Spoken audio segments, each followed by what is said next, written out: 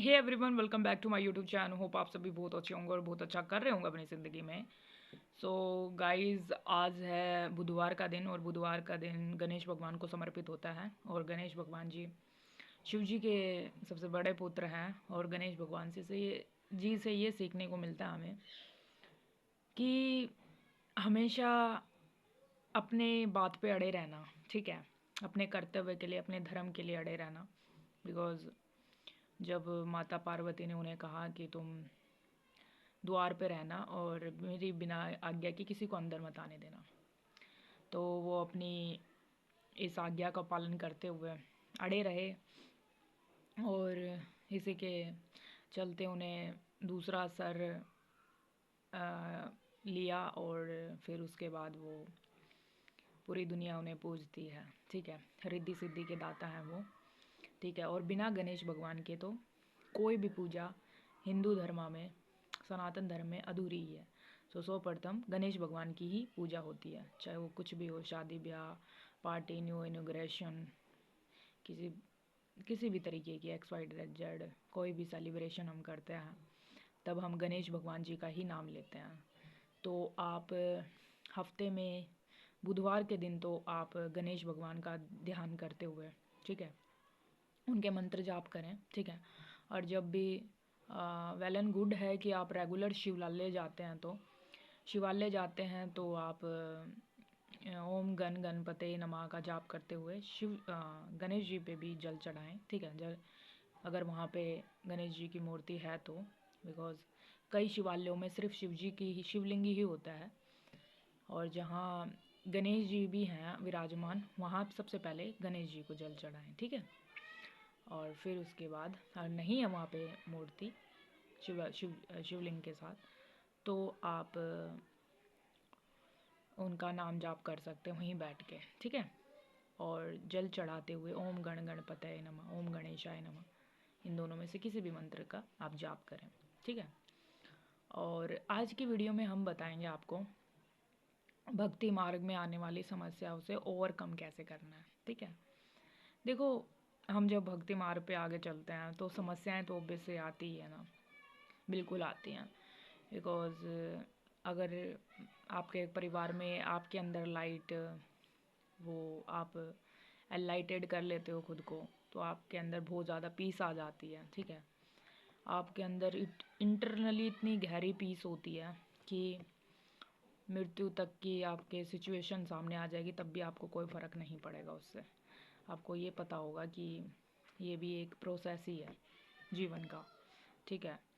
और काफ़ी internally piece को हम अनुभव करते हैं रैदर देन मैटेरियलिस्टिक चीज़ों के पीछे भागने से।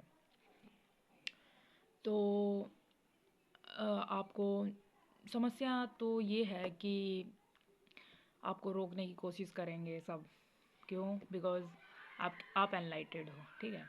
तो ज़रूरी नहीं कि है ना आपकी बातें सामने वाला भी समझे उसी लेवल से। नहीं समझता है तो आप अपने आप को समय दो, ठीक है। अपने आप को अनलाइटेड रखना है, ठीक है। और ईश्वर से जुड़े रहना है और कोशिश करनी है ब्रह्म मुहूर्त में उठ के पूजा करनी है। ब्रह्म मुहूर्त में करेंगे तो सुबह सुबह आपको कोई देखेगा भी नहीं, ठीक है।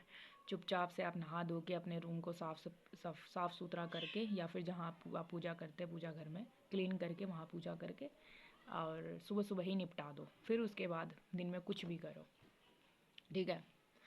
आपको जो इंटरेस्टेड है जिस भी चीज़ में, आप उस चीज़ को आप करें, ठीक है। और किसी की भी बात को अपने ऊपर ना लें, ठीक है।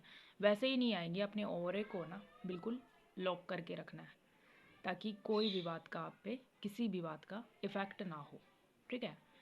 और प्रॉब्लम तो बस देखो इंसानों के माध्यम से ही आती हैं, और क्या हो सकता है। और सपनों के माध्यम से भी आपको डर लग सकता है स्टार्टिंग के डेज़ में, बिकॉज़ जो भी हमारे शरीर में नकारात्मक ऊर्जा होती है वो रिलीज़ होती है, तो उसे समय लगता है। तो बॉडी की अपनी अपनी कैपेसिटी होती है, कितना हम स्टोरेज करके रखे हैं, ठीक है। तो ये ट्रांसफॉर्मेशन का जो समय होता है ना, काफ़ी पेनफुल होता है, ठीक है, बहुत पेनफुल होता है। इसमें आपको कोई सपोर्ट नहीं करता है। इसमें आपको सिर्फ अपनी आत्मा दिखती है और दूसरी चीज़ दिखती है आपका परमात्मा, आत्मा परमात्मा, ठीक है। तो कोशिश करते रहिए, हारना नहीं है, ठीक है। और नकारात्मक ऊर्जा को जड़ से ख़त्म करना है, अपनी ही नहीं सामने वाले की भी, ठीक है। और इस तरीके से आप परमात्मा को भी मदद करते हैं, ठीक है। ईश्वर तत्व में भी आप मदद करते हैं, ठीक है।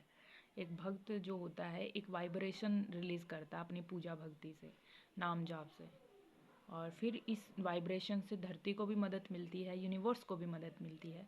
और यूनिवर्स मतलब क्या, माँ आदि शक्ति, जिनकी ऊर्जा हर चीज़ में ही समाहित है। तो आप ईश्वर को भी मदद करते हैं, परमात्मा को भी मदद करते हैं अपनी ऊर्जा रिलीज़ करके।